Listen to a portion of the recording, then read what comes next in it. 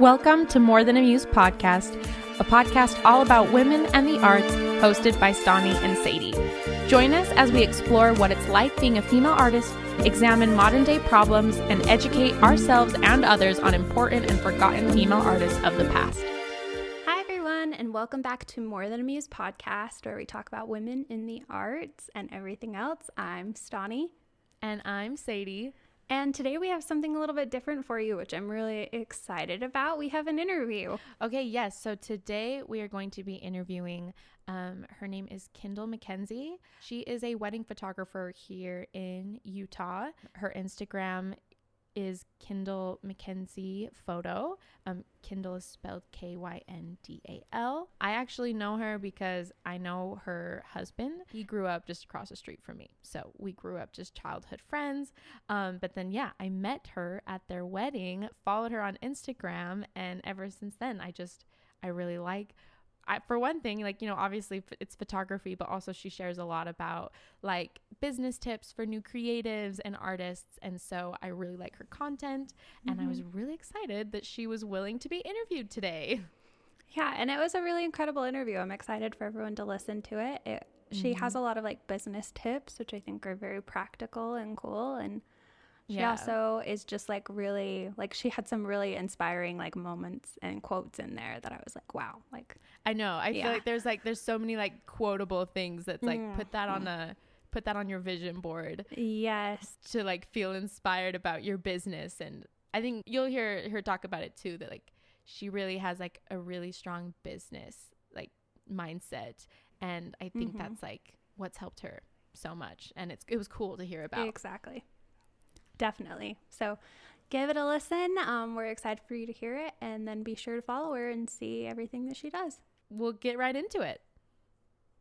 Well, first off, I wanted to say thank you for being willing to be interviewed for this. I said we were trying to figure out someone to interview, and I was scrolling through Instagram, and you shared something on your story that day that I was like, whoa, we could totally talk to her about this. And because I think your Instagram's so cool too. I love following you and all your biz tips and everything. So thank you for being willing to do this. Yeah, of course. Thanks for having me and thinking of me. Of course. Well, we'll probably have to just jump right into it, because I know we have a limited Zoom call time. So if that's cool with you. Right. Yeah. But do you want to introduce yourself? Tell us a little bit about yourself. Yeah, so I'm Kyndal Mckenzie. I am a Utah wedding photographer, and I've been doing photography really for 5 years. I started about 2014, 2015. I took a little break to go on an LDS mission to Texas, but kind of started my business up again in 2018. And I have been doing my wedding photography business since then. And I also work on business strategy, small business strategy. So I really like to help creatives, especially photographers, but really any creative small business owner, help grow their brands and grow their businesses. That's awesome. Yeah, that's really cool. So I guess with photography, is this something that you studied in school? Because I know you went to Utah State. Is that right? Yeah, I'm still at Utah State. I graduate in April, but I actually didn't study photography. I'm studying dietetics, so totally different. But so I kind of learned all the technical skills on my own and through just educational material. So yeah, there's no formal education in photography actually. I mean, that's a lot of the arts. It's just trial and error, getting better, and going from there essentially. Absolutely, yeah. I think it's okay to go to school for photography or art, but I also think that there's other ways to learn it for sure. So are you planning on continuing photography along with dietetics, or are you leaning one way or the other? Or? As of right now, I'm just gonna get my degree, and then I think I'm just gonna put it on the shelf for a little bit. So nothing wrong with that. Yeah. We're gonna take the creative route and just work on my business for a little while. That's awesome. That's cool. So how did you get into photography then? I've always, I mean, it sounds so cliche. I feel like every photographer says this, but I kind of just grew up with a camera in my hand. I always wanted like a point and shoot growing up, just a digital camera, and I loved taking that with us and just doing like all sorts of weird photography, right? Like taking pictures of random staircases because we think it looks cool. So that's kind like of the artsy 12-year-old. Yeah, exactly.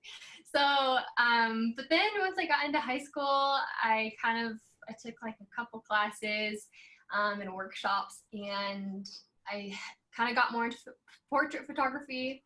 And I really just loved working with people. I loved that it was creative and artistic, but it was also very social.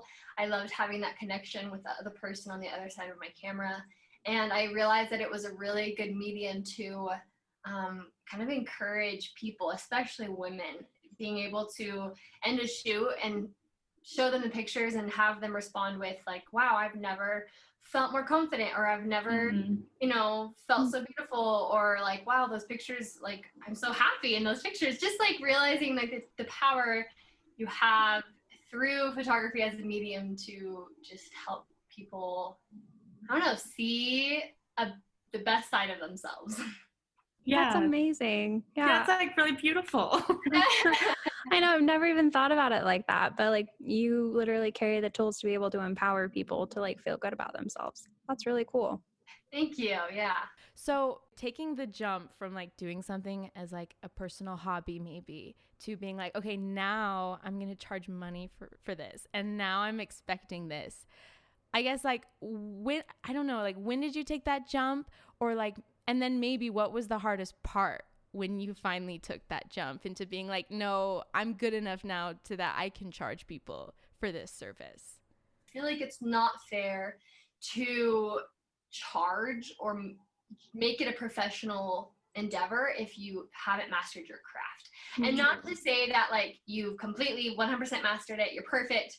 That's not true at all, because you always can learn and grow. And my pictures when I first started out, my first wedding, they're not bad. Like they're in focus, they have good coloring, they have, right? But it's like, I've come so far. My point is being, I think once you've got to the point where you truly feel confident in the fact that like you can produce quality, whatever that looks like, then, and you want to make it a job, you want to make it a career, then just, take the jump. Start somewhere. We all have to start somewhere. I mean, I think I was charging like $75 for senior sessions, which is very cheap.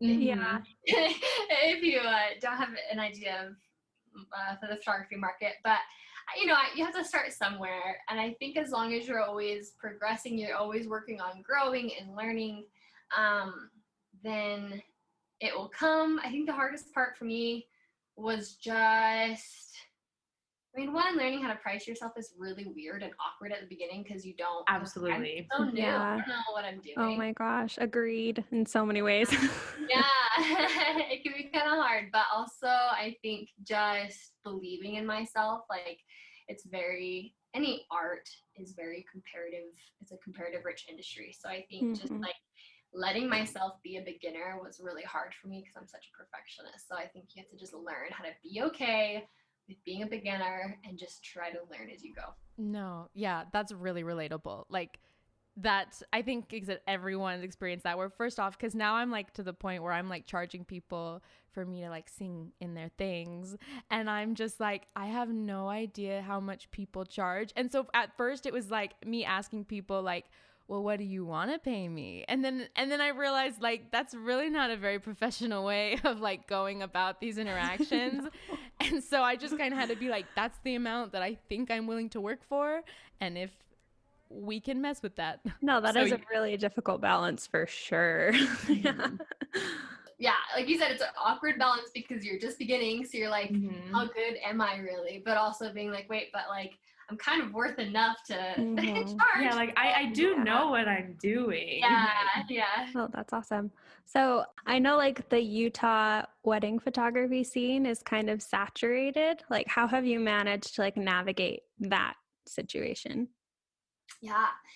My favorite quote is, an industry is only saturated if everyone is doing the same thing. So every person in Utah could be a wedding photographer, and it wouldn't matter if we all were doing something different, if we all created something strong within our businesses and brands that differentiated us from everyone else.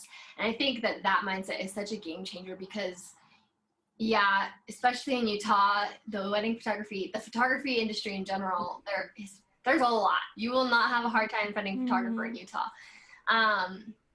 But that being said, there's definitely value to figuring out what everyone is doing the same, because I promise you, I have done so many competitor analyses, and everyone's doing the same thing in Utah. Like, people aren't very unique as far as how they run their business, what their business model looks like, where they take their pictures, what like poses they do. I mean, really down to like the most basic things, the words they use in their bios, the words they use on their websites. Like, everyone's doing the same thing. Yeah. So honestly, it's saturated, but at the same time, because everyone's doing the same thing, it's so easy to stand out. So I think as long as you can find, one, what everyone's doing the same and not do that, and two, focus on your strengths. Like, what are you really good at? What value do you bring to the industry? I think as long as you communicate that, it's not hard to find people who want you. It's not hard to identify with a market who wants to work with you. So that's been like the best thing that's helped me. I realize that I'm maybe not the best photographer in the industry, but I'm good. And I think realizing too, like, realizing the things that I'm really good at that maybe I don't see a lot of, and then really niching down and making that my focus of my business, if that makes sense. No, that's really cool. And I kind of laugh at the fact that like everyone's doing the same thing, because I remember when I was trying to find a wedding photographer, there was like a very certain look or a certain way that I felt like everyone was editing their pictures, and I did not like it. Like, I did not want my wedding pictures edited that way, but everyone I saw did it. So I had to kind of search. But then once I finally found one that did it in a way that I liked, it was like a no-brainer. Like, I was like, perfect. He's different than everyone else. And like, who knows if he really was the best photographer. I mean, you know, he was fine, but like maybe I could have found someone better. But the thing that drew me to that person was just that it was different than everything else that I was seeing. Yes. No, I really think what you said was so inspiring, because it's like, yeah, it is saturated because everyone's doing the same thing. So do something different, and then it's easy to stand out. I really love that. I think that applies to like every field within the arts that gets competitive. Yeah. Because for sure, like, of course, there's millions of people out there that can do it, but no one can do it the way that you do. Yeah. Gotta figure out what that looks like and capitalize on those things. Okay, so I guess kind of switching gears, besides just photography, I think it's really cool how, you know, we talked about this like on your Instagram, you also do like biz tips for like other creatives. So how did you start getting into that? Did you like go to workshops, or like did you just like realize, wow, I actually really know a lot of this, so I'm gonna start sharing this? Or I guess, yeah, when did you finally decide like, hey, I'm gonna start doing this because I'm actually really smart and I know a lot? Or whatever your thinking was. You're sweet. Yeah, I think it kind of goes back to the same thing of, well, I'll just say it's a combination of everything you said. I definitely tried to invest in education, tried to learn from other people, but also while I was trying to figure out what makes me different, I realized that I took on a far different mentality towards my business than I think a ton of creatives in Utah do. Yeah. That I wanted to run my business like a business owner, and a lot of photographers run their business like artists, meaning they don't really get the business side. They don't understand how consumers think. And I realized that I don't know how or why, but I feel like my brain just works that way. And I don't have any formal training in business either, but I feel like it's super interesting for me, so it's super easy to learn. My husband is very interested in business, and he knows tons of things as far as like marketing concepts, selling concepts. And so between the two of us, as I started my business, maybe the first year and a half, I would just see things that people were doing, and I'm like, that's such bad business practice. Like, right? Even people who've been in the industry for years, I'm like, you know, like, oh, you're like, I'm trying to think. I don't know. I would see things all the time, even something as simple as like, you know, not giving people refunds if you showed up late to your session and didn't do a good job, like things like that, where I'm like, that's such bad customer service, you know. I don't know. I think after a while, I just kind of sort of, the more I talk to people, the more people that like would come to me kind of as like a mentor role, as far as like, hey, what do you think about XYZ? As I would start kind of teaching and explaining things to them, I realized like, hey, I feel like I'm kind of decent at this. Like, I feel like I have a good grip on the business side, and I always have things to learn, but I just wanted to be able to offer that value to the industry, because I do think that that is something that is lacking. So again, back to what can I do different? What value can I add to the industry? And then I just tried to like, I think that's really cool. And I think especially because I actually went to, school for music and for the arts, and the thing that like our professors would just like say over and over again is, if you want to be successful, that's great that we're all artists, but like you have to think of yourself as a business. You have to think of your art as a business. And that's like, I feel like kind of sometimes really vulnerable, because it's like, it's my creation. It's kind of like, it's me, and so it feels scary to like think of yourself in that like consumer, in the sense of like, I am the product and they need to hopefully like me, and I need to run my business so they like me. So, but it's so important, like that's what makes people successful in the arts, I think, is being good enough, but then also it's really just how you carry yourself and like do your business. Yeah. And I think it is something that is really lacking within like art education as a whole. Like, they don't really teach you a lot of business schools, and that's not skills, and you can't find that very easily. And so I think it's really cool that that comes very like naturally to you, and it's something that you can help other people with to be able to incorporate into their artistic businesses. I guess, like, what would be like your top 5 tips for like a creative business or something? Or even like top 2, top 3, whatever you can think of. I think that, like I said, I kind of already said this, but just actually looking at your market, doing an analysis of your competitors. And when I say your market, I mean the people who would be serving the audience that you would be, if that makes sense. Yeah. So I don't look at like, I mean, you probably don't know photographer names, but I don't look at people like Jose Villa or Darcy Benencosa, who these are like photographers in the industry who do like $20,000 weddings for celebrities. I don't compare with them, because I don't serve that market. I will look at people who serve the same market I am, maybe are around the same price range that I am, and I just do a competitor analysis. What is everyone doing? Where is everyone at? What can I do? How can I stand out? That's really important. I think also just creating a strong brand, just meaning a brand is really the idea or the feelings or the concepts that your audience associates with you. So Apple is very like chic, stylish, modern, like, right? Like that's what you think of, and you think of people who wear Apple products or have Apple products, and then you think of people who have like PC products, and it's like they're very different markets.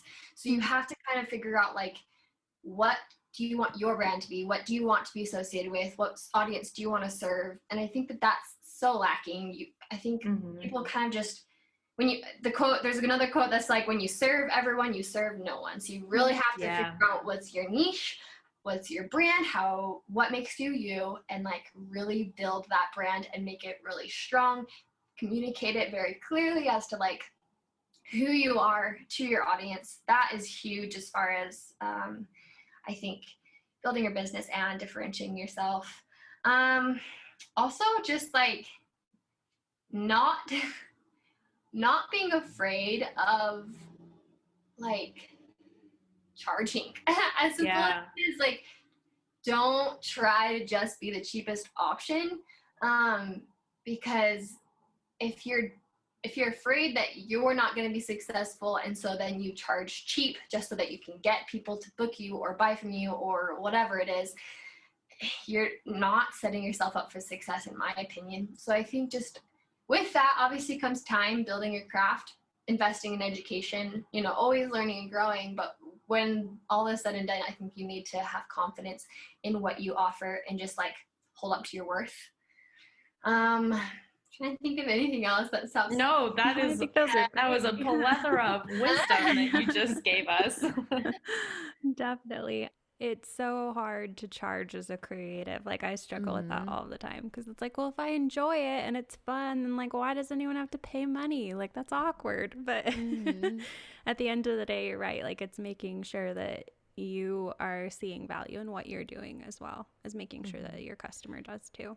And I also kind of feel like charging more is going to attract like the clients that you want sometimes, you know, where it's like, and that's something that I've like kind of like practiced recently, because I'm like in the process of like creating like an online business, and part of this process has been like, what is my dream client? And I realized, okay, well, my dream client is the kind of person who would want to invest in this that I'm offering. And so, you know, like, yeah, maybe I'm going to miss the people who doesn't want to spend that much money on this service, but in reality, like, I'm not for them, and that's not what this service is. Exactly. You have to be willing to sacrifice the budget clients to get where you want to be, because like Exactly. saying no isn't as hard as it looks. And I think it seems so intimidating, but once you get used to it, it's so easy. I have so many people that get into my inbox that ask my pricing. I do a consult, we talk about details, and they're like, sorry, that's just way too expensive for me. And I'm like, that's fine. I'm expensive, but I'm worth it. And I'm not even that expensive, but regardless, I'm expensive.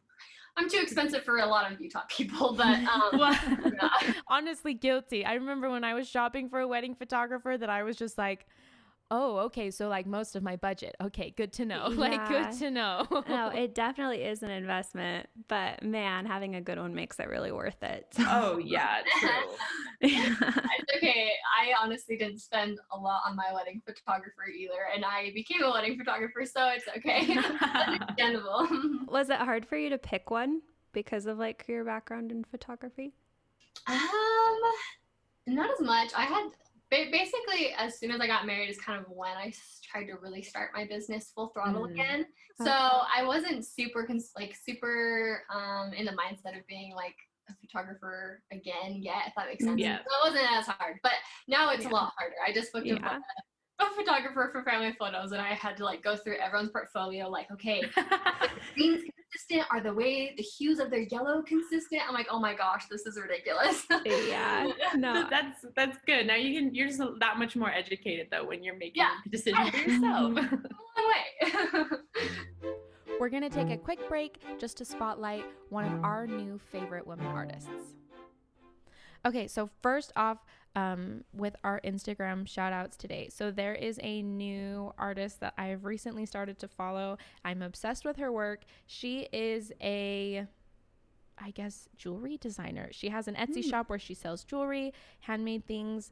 Her name is Sydney Makes. That's spelled on Instagram SYDNIMAKES. I have these little daisy studs that she designed. I really love her earrings because I love big bright earrings and jewelry. That's like my favorite. And her work, it's so bright, it's so uplifting, but I think it's like really unique too. Give her a follow. She has handmade and self-designed goods according to her Instagram. I'm just really obsessed with all of her earrings and everything she has. If I would have had more money in my bank, I would have bought one of each in her last collection. So that's awesome. Yeah, it sounds cool. I'm going to shout out a nonprofit kind of. I think that's what it qualifies as, that I've worked with. It's called Tiny Art Show.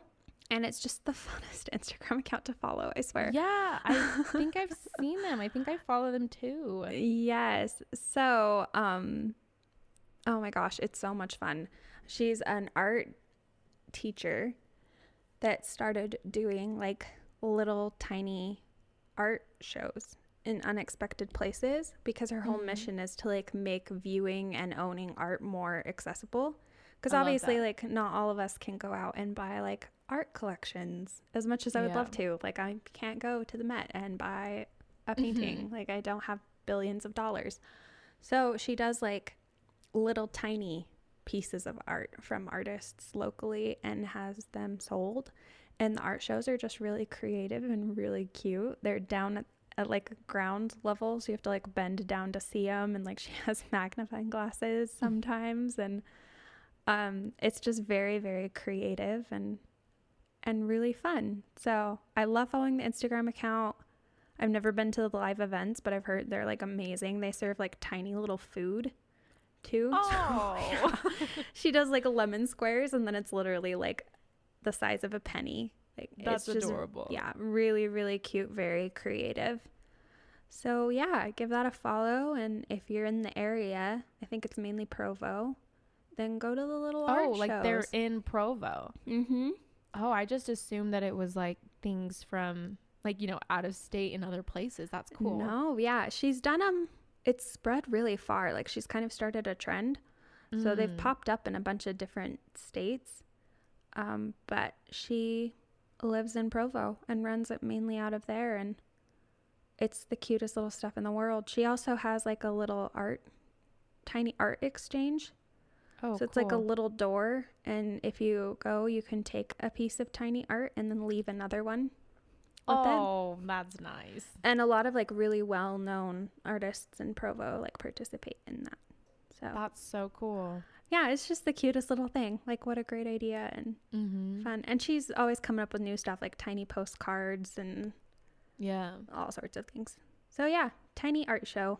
All right, now back to the show.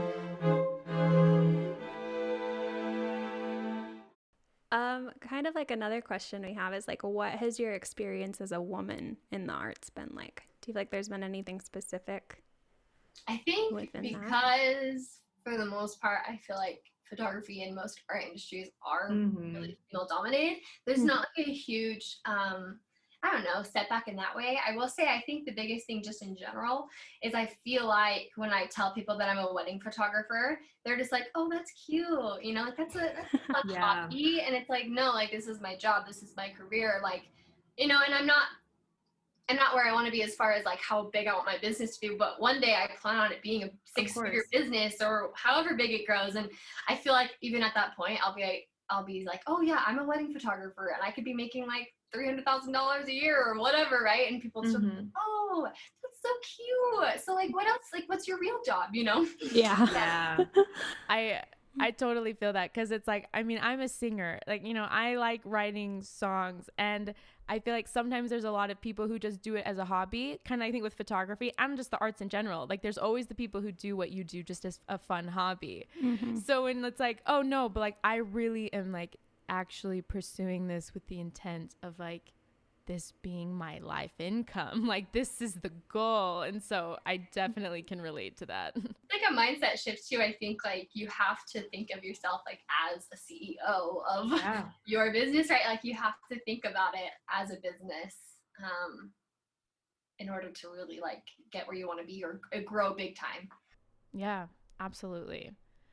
Ugh, it's so scary at first, but like you're right, like that's just the only way, is, you know, thinking of yourself as like, you know what, like we've talked about, like I deserve to like charge as much as I feel like I should charge, and then also like I am the CEO, like I am the boss, and if I need things to get done, like let's do it. I'm taking myself seriously, taking what I love seriously enough to do it.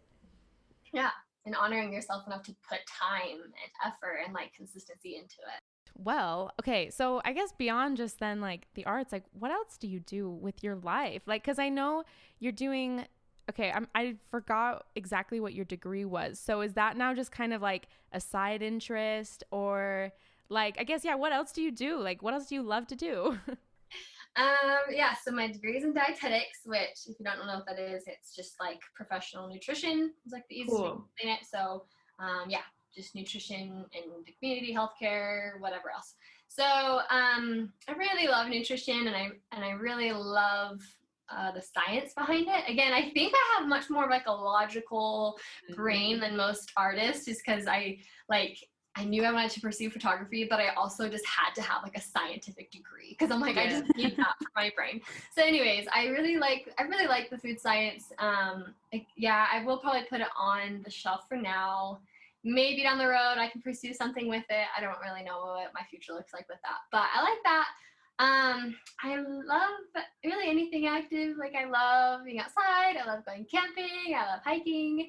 My newest fun pursuit. I don't know if you've ever seen American Ninja Warrior, but I'm going to be on that show. I'm determined. I've always loved that kind of stuff. I did gymnastics growing up. I love rock climbing, and I just like think it's so fun. So I'm training for that right now, which is so fun. I think it's important to have a hobby. When you have a hobby as a career, right? Like we talked about, I think it's also so important to have a hobby that has nothing to do with your work, because it can become very draining when your only hobby is what you're making money off of. So my current hobby is just training for American Ninja Warrior. One day. That's so cool. That's amazing. Yeah. It's going to happen. I'm going to make it happen somehow. So yeah, that's kind of my hobby. I like music too. I don't know if you that's cool. I like music. I love playing music and stuff. I only play the guitar and piano, but that's so cool. I did not know that about you. That's cool. Yeah. So those are kind of just my fun hobbies and what I like to do. That is so. How do you like train for the American? Like, is there like gyms you join, or is it just like a certain way that you work out? Both. So okay. There's a gym in Ogden. There's also one in Salt Lake and Lehigh. But there's gyms kind of all over that people have opened. They're usually called either like ninja gyms or ninja warehouses. And anyways, there's one in Ogden. So my plan is just to go down there, at least like try to get down there once a week. But then I just do a lot of upper body strengthening at the gym and stuff. So lots of pull-ups. So cool. So just whatever I can do that simulates like the obstacles. Yeah, wow, that is so cool. I'm like so impressed. Same. I'm like, can't wait to watch you when you're on it. I know. It's gonna happen. I need to make it happen. No, I love that. And I think it's true. Like, I think that's been like the hardest thing for me, is because for so long I was so focused because I was doing music in school, and it was always like full speed ahead, music. And now that I've graduated and I'm done, it's like I've been like, I need to like, what else do I even like to do? Like what? And you're right, like it can be so draining when it's like, and especially when before music was the thing to distract me, you know. And now it's like, no, I gotta. So I've like, you know, started like weightlifting and going to the gym again, trying to like read more and just, you know what I mean? I'm like, what can I do that's like gonna become a part of my identity of something that I like to do, because I can't just only do music for the rest of my life. Yes. No, I had the same thing happen, went through like a major identity crisis. I was like, I have no hobbies. Like I literally, like I'm on my computer like doing art and graphic design all the time, but like I don't have any hobbies anymore. And like it's was really my weird. hobby, and now what? Like now that that's my life, like what do I do for fun? So yeah, that's really inspiring. I had one last question, and then I don't know if you have any more, Stoney, but maybe like, who is your personal inspiration? Like, who's someone that, you know, you look up to, whether that's like in your business or just in your personal life? Yeah, who's been that person for you? Yeah, I think in business, there are several, but I think of, again, you might not know these names, but Susie Holman. She's actually like an influencer. She started out as a photographer and kind of took the influencer path. But I love what she does, and I'm trying to explain. I'm just trying to think of how to like briefly summarize who she is. But she hosts a lot of like workshops for women to help build their businesses and brand. She's also like a mom, and anyways, I just love that she tackles being a mom and a business owner, and like not just a business owner, but she is like wildly successful. She has like, she has multiple six-figure businesses, and she's so just like, I don't know, such an inspiration that women can do anything. Like you can be a mom and do whatever else you want. So I love that. I think also another big inspiration is Darcy Benencosa. She is a photographer as well. She's just super inspirational as far as like, again, whatever you want to make happen in your life, like just do it. It's possible. Like she is awesome. Cool. I think just kind of like in personal life, there's a lot. My mom's a huge inspiration. She has come a long way in her life. She's super successful in her career, but not only her career, just like her life. She's just happy and very successful person, and she came from not being that person. So that's an inspiration. That's and my husband, I mean, he's awesome. Of course, always. That's incredible. Awesome. I love that. I actually follow Darcy. I love her. Yeah. Yeah. She's awesome. Yeah, she is. The queen of everything. Yeah. I actually had a question about Sadie sent me like the post that you put. It was like a repost on your story. It was from like, I don't know how to say her name, Ashley like Clamu or something. And she had like a letter board that said, if I was a man, would you call me an entrepreneur, an author, or just an influencer? And I kind of wanted to hear like you talk about that a little bit, about the difference between how men are viewed on social media versus women. Yeah, I think it almost kind of goes back to that same thing as like people ask like, oh, what do you do for work? And it's like, I'm a wedding photographer. And it's like, oh, that's cute. Whereas I feel like if a man were to say I'm a wedding photographer, they'd be like, wow, you can make so much money doing that. Which I still have some people who are like, wow, like there's a lot of success in that. But I think there is kind of just like, I don't know what it is. I think it's also kind of like a personality thing. I don't know if that's the best way to say it, but I don't know, when you see a woman get on her stories and try to like, you know, sell something that she's doing or whatever, she might seem more like bubbly or just like more gentle or just more feminine, you know. And I think that sometimes just isn't taken seriously in any industry. Women aren't maybe taken as seriously. I don't know. I think that has so much potential to change, and I think it is changing slowly in society, just realizing like women are becoming leaders in every industry.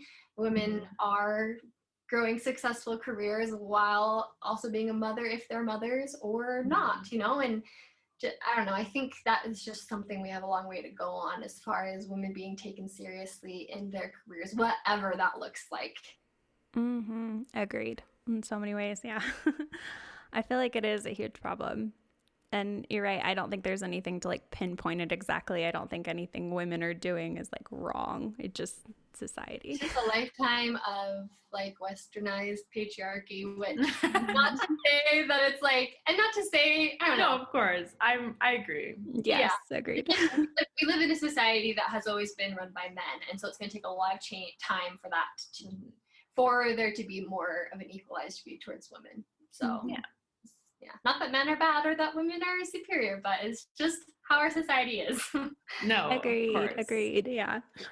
Well, thank you so much for talking to us and like being willing. You know, like I said, like we haven't even launched this yet, but hopefully within the next couple weeks we are, and you're our very first person we interviewed, so thanks for like being our guinea pig. And yeah, do you want to like plug your social media accounts and stuff where people can find you? Yeah, so on Instagram I'm just at Kyndal Mckenzie Photo. Kyndal is spelled weird, Kyndal. So yeah, Kyndal Mckenzie Photo is my Instagram. KyndalMcKenziePhoto.com is my website. And you can find me on Facebook. I don't use it as much as I should, but I would probably just go to my Instagram or website if you want to check out my work. Perfect. Great. Well, thank you. Thank you so again. much. Hi everybody. We're gonna have a little segment that we're going to add every once in a while, and we're calling it Muse News. And it's basically just gonna be like current things that are happening with women in the arts that are just really cool and worth noting and talking about that maybe you didn't hear about, or maybe you did. So hopefully we can grow this a little bit more, but there's just a few things that have been going on that have been really cool. So one thing that I thought was really amazing is Lizzo made it on the front of Vogue, and it was a really beautiful shoot, even though like during the time of COVID and everything, like it was stunning. And first off, it was the first time that everyone involved in the shoot was like a person of color, which was also something that was really amazing. And like, yeah, she's doing great right now. I feel like her career's really taken off, and it's been really cool to see. I love Lizzo. I love her music so much. Like her album's so good. Her TikTok is also really cool, if anyone watches TikTok. And also, like, her flute playing. Have you seen? Like, the first time I saw that, I was just like, what? What the heck? Yeah. Like, I was not expecting that, but it's so amazing. Yeah, she's such a multifaceted and, like, very talented person. And I'm glad that she's, like, doing so great. Yeah. And like, you can tell that it's like she's had so much talent, and it's like, it's about time that it's getting recognized. Exactly. Yeah. She's really cool. Really happy for her. And the cover of Vogue, like, that is a big freaking deal. Yeah. So that's an incredible thing to be a part of. Okay, so as of recently, Taylor Swift, my dear Taylor Swift, just kidding. So recently, Taylor Swift released a new album called Folklore. She released it back in July, but as of just this last week, she has broken a previously held record by the late Whitney Houston. So now she has surpassed that record of the most cumulative weeks at number 1 for a female artist on the Billboard album charts. So that's insane. Yeah. And also so crazy that for one thing, it's amazing that Whitney Houston had that record for so long. It just shows like how amazing Whitney Houston is and how great her career is. But, you know, still just so cool that now Taylor Swift has come in and broken that record. Yeah, for sure. It's definitely like no shade meant towards Whitney Houston. Love her. Oh, absolutely. But yeah, very, very cool that is happening in the world right now. And I think there's been a lot going on with like Taylor Swift and BTS too. Yeah. With they're neck and neck on all the ratings. That's another one. Like, I know BTS isn't like women in music, but like it's like a side thing where it's like so cool to see K-pop coming into the American scene. And like, I have like, my cousin is a huge fan of BTS, and so I actually went with her to a BTS concert. And it was the craziest experience of my life, truthfully, but it was such a good show. And so now, even if like I'm not like I like their music's really good. It's just not generally, you know, what I choose to listen to first, but I'm like rooting for them. I'm like, I want them to be successful.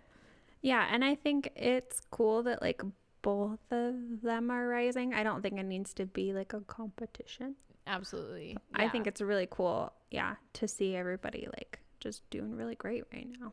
I know.